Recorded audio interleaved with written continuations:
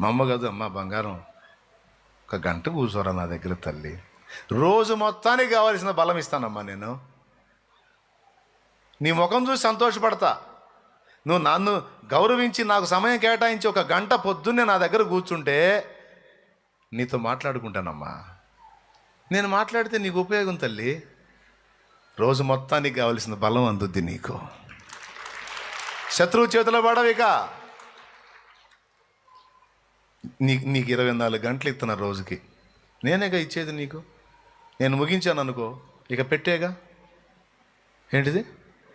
నేను ముగిస్తే ఇంకేంది? పరదేశులము ప్రియులరమన అని తీసుకెళ్ళి గుంటలో పెట్టడమేగా. మరి ఏ రోజుకి ఆ రోజు 24 గంటలు ఎవరు ఎత్తుంది నీకు? నేనేగా.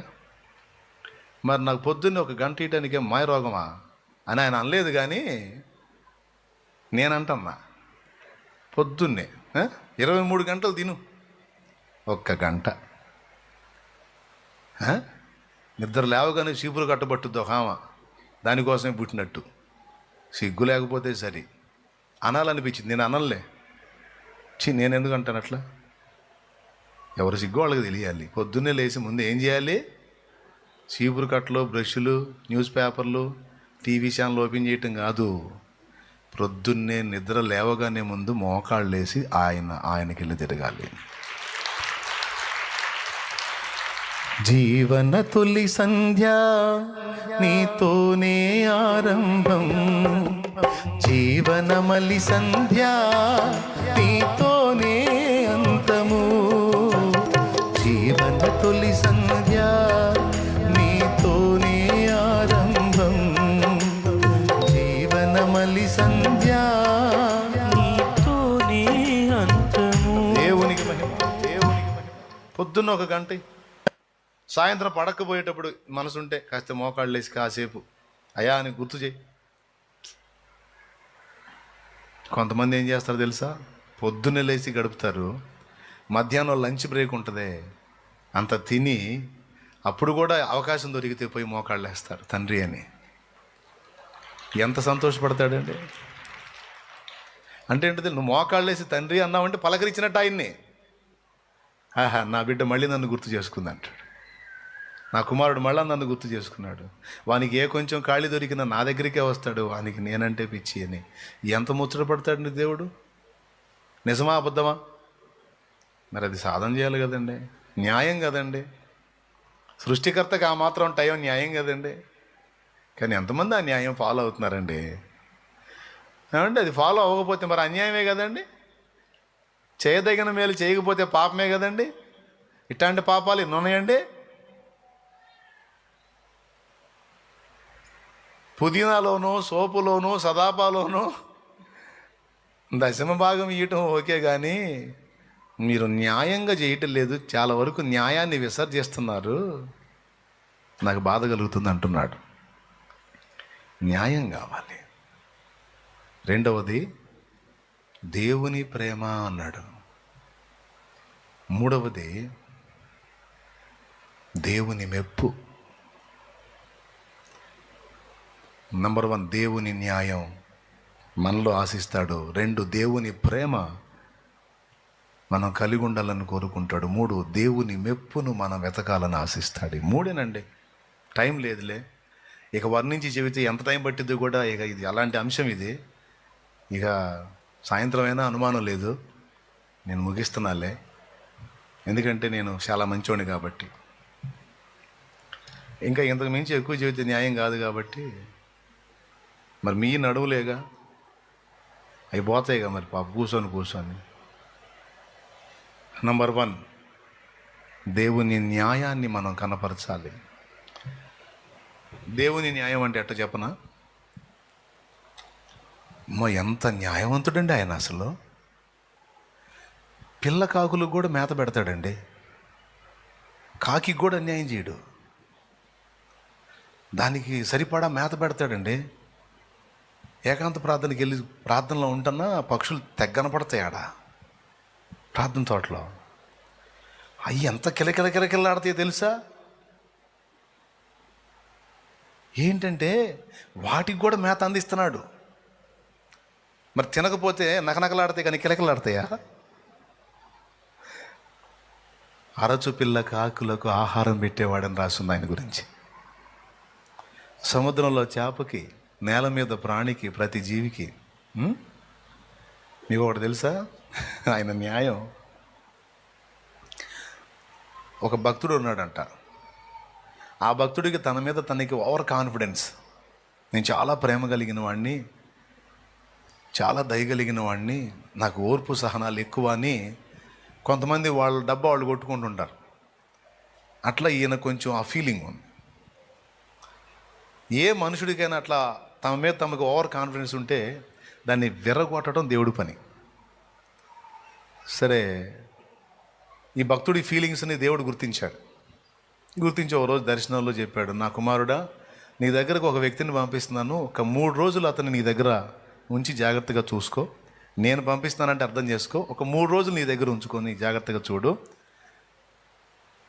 ఆ తర్వాత ఏం చేయాలన్నది నేను చెబుతాను అన్నాడట. 3 days. చెప్పేదా ప్రార్థన చేసేదా? చెప్పేదా? సరే, దేవుడు పంపిస్తున్నాడంటే ఇక మరి భక్తుడు రెడీగా ఉండాలిగా. ఆ వ్యక్తి ఎలా ఉంటాడు, ఏంటి, ఆకారం, కొలతలు అన్నీ చెప్పాడు. అనుకున్న ప్రకారం మరుసటి రోజు దేవుడు చెప్పిన టయానికి ఈ భక్తుడు ఇంటి వాకిటి దగ్గర ఒక వ్యక్తి నిలబడి ఉన్నాడు. దేవుడు చెప్పిన వస్త్రాలే వేసుకొని ఉన్నాడు. అంతా అదే మనిషి. వాకిటి దగ్గర నిలబడ్డాడు. భక్తుడు ఇక అబ్బా, దేవుడు పంపించిన వ్యక్తి అంటే ఎంత గొప్పవాడు అనుకుంటాడు కదా. గేటు దగ్గరికి పోయాడు తీయటానికి. ఆ బయట ఉన్నాడు ఒక మాట జారనే జారాడు. ఎవడురా ఈ కొంపలో ఎంతసేపు నిలబడాలరా, తలుపు తీరేంది అన్నాడు. దేవునికి స్తోత్రం. ఎవడురా ఈ కొంపలో తలుపు తీరేందిరా, ఎంతసేపు నిలబడాలన్నాడు. ఈయన ఇంత పెలుసుగా ఉన్నాడేంది అనుకున్నాడు. తలుపు తీయడానికి వచ్చాడు. అది తీసాడు, ఒక్క తనుదు అన్నాడు బయట నుంచి తలుపు. లోపలికి వెళ్ళాడు. ఆతిథ్యం. ఇక వచ్చిన కాడ నుంచి మనిషి సణుగుతున్నాడు, గొణుగుతున్నాడు. ఏ చిన్నదానికి వంక పెడుతున్నాడు, పెద్దదానికి వంక పెడుతున్నాడు. అయ్యా కాళ్ళు కడుక్కోండి, అయ్యా నీళ్ళు తీసుకోండి అంటే ఆ చెంబు తీసుకుని నేలకేసి కొట్టాడు. గేటు దగ్గర ఇంతసేపు నిలబెట్టి మళ్ళీ ఆతిథ్యాలు చేస్తున్నా, ఏడిచాలేపా అన్నాడు. లోపలికి పోయింది. అయ్యా ఏం చేస్తారు ఇది రాకలో ఉందిరా, పెట్టు ఏమన్నా పెట్టు, తగలబెట్టు. నోరు తెరిస్తే మహా పెడద్రంగా ఉంది, కడుపులో రగిలిపోతుంది. ఎవరికి? భక్తుడికి. ఎందుకంటే దేవుడు పంపించినాడు అంటే వాడెంత మహాభక్తుడు అనుకున్నాడు. ఇదంతా నడమంత్రంగా ఉన్నాడు. ఇక చూడయ్యా, ఏదన్నా చెయ్యి. అన్నం పెట్టారు పాపం, 2 ముద్దలు తిన్నాడు, వేసి కొట్టాడు నేలకేసి. ఇది అన్నం అంటే ఇది మనుషులు తినే అన్నం అనేది? ఏదన్నా చెయ్యి, గందరగోళం. ఎట్లా అయిపోయింది భక్తుడి పరిస్థితి అంటే, 3 రోజులు కాదు కదా, వీడిని 3 గంటలు భరించడం కూడా కష్టమే అని వాడు ఏది చేసినా సరే చిరాకు పుట్టిస్తున్నాడు. తట్టుకోలేక కత్తి తీసుకొని ఎమ్మడబడ్డాడు. 3 గంటల్లోపే కత్తి తీసుకొని ఎమ్మడబడ్డాడు. నా కళ్ళ ముందు కనపడ్డామంటే ముక్కలు చేస్తాను నిన్నని అది పరిగెత్తుకొని వెళ్ళిపోయాడు. అయిపోయింది. 3 రోజుల దాకా దేవుడేం పలకరించలా. 3 రోజులు అయినా, ప్రభా నీ ఇంటికి పంపించాను కదా నా బిడ్డని, బాగున్నాడా, ఈరోజు తిన్నాడా, అన్ని ఏర్పాట్లు జాగ్రత్తగా చూసుకున్నావా అన్నాడు. ఏంది చూసుకునేది, వాడు ఏడున్నాడు అన్నాడు. అదేం నాయన లేడా, ఏడున్నాడు, అప్పుడే పోయాడు వాడు. ఎందుకని నాయన, ఎందుకని 3 రోజులు నీ దగ్గరే పెట్టమన్నాను కదా, నేను అన్నీ చూసుకోమన్నాను కదా, ఎందుకని పంపించావు, నా మాట ఎందుకు ధిక్కరించాడు. ఏంది ప్రభువా వాడిని మోసేది, వాడు మనిషి అంట, అసలు మనిషి అని వాడు, అసలు వాడికి ఏమన్నా మర్యాద ఏమన్నా తెలుసా వాడికి? కాదు ప్రభువా, వాడు ఏదన్నా చేయని, తిట్టటం, సనగటం, గొణగటం, ఎట్ట పడితే అట్ట మాట్లాడటం, నేను వాడికి మంచి చేయబోయినా సరే నన్ను తిడుతున్నాడు. ఇంతకున్నాడా లేడా? ఏడున్నాడు? ఆ రోజే ధరిమేవాడిని, నాకు కనబడితే వాడిని మామూలు కొట్టాను. కుమారుడా, 3 దినాలు నీ దగ్గర అతన్ని కాపాడమని నీకు అప్పగిస్తే 3 గంటలు కూడా నీ దగ్గర ఆపలేకపోయావు వాడిని. అలాంటి వాడి వయసు ఇప్పటికీ 50 సంవత్సరాలు ఇంచుమించు. వాణ్ణి 50 ఏళ్ళుగా నేను భరిస్తానే ఉన్నానుగా నా కుమారుడా అన్నాడట. 3 గంటలు నువ్వు భరించలేని వాడిని 50 ఏళ్ళుగా నేను భరిస్తానే ఉన్నాగా. నువ్వు ఇక్కడ అన్నం పెట్టలే, నేను వాడికి ఇంకో చోట ఆహారం ఏర్పాటు చేశా. ఈరోజు కూడా వాడికి ఆహారం పెడతానే ఉన్నా. వాడు నిన్ను తిట్టడమే కాదు, నన్ను కూడా తిడతాడు.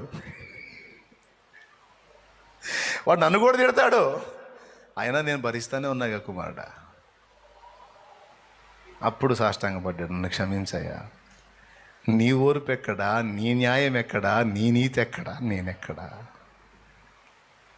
నేను నన్ను గురించి ఎక్కువ ఊహించుకున్నాను, నన్ను క్షమించయ్యా.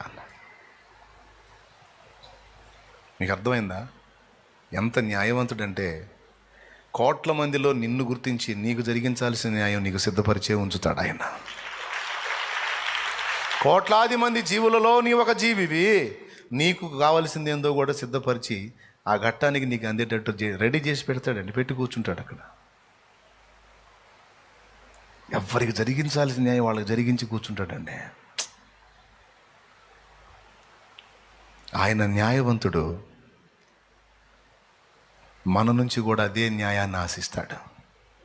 ఆయనంత మనం చేయలేం, కనీసం మనకున్నంత వరకు మనకున్న పరిధిలో మనం చేయాల్సిన న్యాయం మనం చేయాల్సిన వాళ్ళు చేయాలిగా. భర్త కష్టార్జితాన్ని తింటా పక్కవాడితో ఫోన్లో మాట్లాడటం న్యాయమేనా అమ్మా?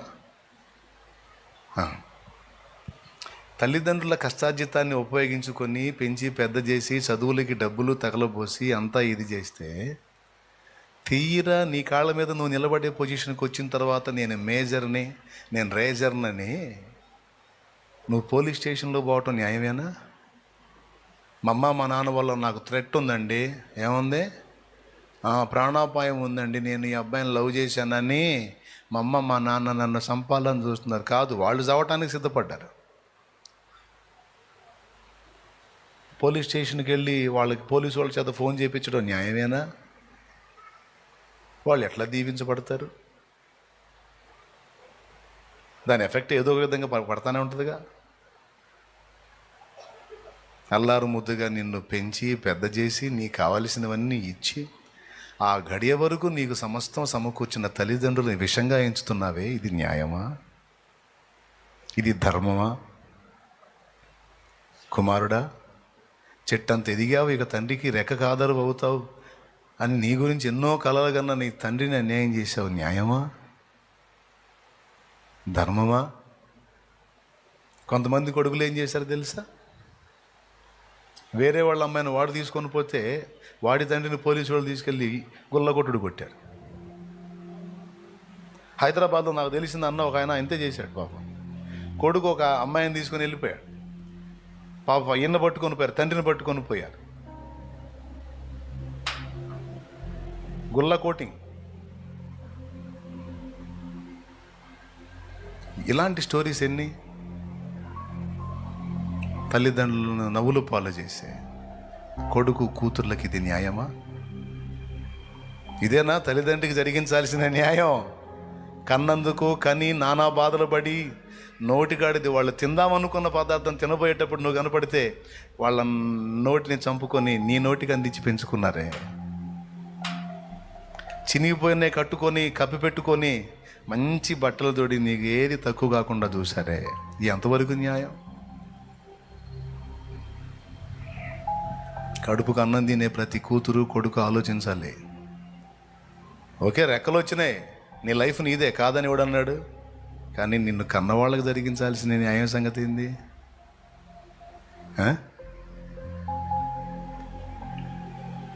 దేవుని న్యాయం, దేవుని ప్రేమ. ఈసారి చెప్తాలే. మూడవది దేవుని మెప్పు. నన్ను దేవుడు మెచ్చుకుంటే చాలు, నేను దేవుని దృష్టిలో ఘనంగా ఉంటే చాలు. మనుషుల ముందు మనల్ని మనం ఎక్స్పోజ్ చేసుకోవాల్సిన అవసరం లేదే. మనుషుల ముందు మనల్ని మనం గొప్ప అది రోతగా కూడా ఉంటుంది. మనుషుల ముందు మనల్ని మనం హెచ్చించుకోవటం రోతగా కూడా ఉంటుంది, అసహ్యంగా కూడా ఉంటుంది. నేను దేవుని మెప్పును వెతకాలి, ఒకవేళ నన్ను ఏదన్నా గనపరిస్తే అది నా దేవుడు గనపరచాలి, కానీ నన్ను నేను గనపరుచుకోకూడదు. నన్ను నేను మరుగు చేసుకోవాలి, నా తండ్రిని మహింపరచుకోవాలి. ఆయన హెచ్చవలసి ఉన్నది, నేను తగ్గవలసి ఉన్నది. ముఖ్యమైన మూడు విషయాలు గుర్తుపెట్టుకోండి. నంబర్ 1 దేవుని న్యాయం. నంబర్ 2 దేవుని ప్రేమ. దేవుని ప్రేమ అనేది ఒక సబ్జెక్టు. మళ్ళీ మూడవది దేవుని మెప్పు. ఈ 3 మర్చిపోవద్దు. దేవుని ప్రేమ కూడా గుండెల్లో కలిగి ఉండాలి పరిశుద్ధాత్మ ద్వారా. ఈరోజు విశ్వాసుల్లో, సేవకుల్లో, చాలామందిలో లోపిస్తున్న ఈ 3. న్యాయ విధిని కొట్టేశారు. కొన్నిటికి న్యాయం చేస్తున్నారు, కానీ కొన్నిటికి అన్యాయమే చేస్తున్నారు. ఎవరికి వాళ్ళు ఆలోచించుకోండి. నాదేముంది చెప్పాను, నేను కూడా చూసుకోవాలి. పైకి లేచి నిలబడండి.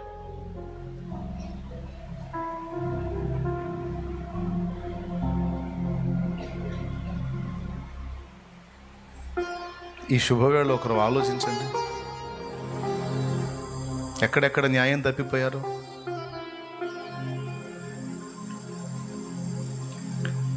భార్య బాగున్నంత వరకు ఆమెను వినియోగించి ఇప్పుడు కొంచెం బలహీనపడిందని భార్యను విసర్జించడం న్యాయమా? భర్త బాగున్నంత వరకు భర్తను వాడుకొని ఈరోజు కొంచెం బలహీనపడ్డాడని, విధం చెడ్డాడని భర్తను విసర్జించడం న్యాయమా? కొంతమంది చేశారు ఇలాంటి దుర్మార్గాలు. కొంతమంది చేశారు పనికి వచ్చినంతవరకు. భర్తకి దుర్మార్గం చేశారు కొంతమంది, భార్యకు దుర్మార్గం చేశారు కొంతమంది. ఒకవేళ తెలిసి తెలియక అడుగులు జారితే దేవుణ్ణి క్షమాపణ అడిగి దిద్దుకోండి.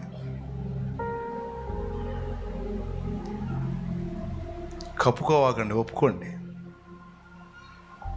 దేవుడు నిన్ను ప్రేమిస్తున్నాడు. పశ్చాత్తాపడు, మారు మనసు పొందు.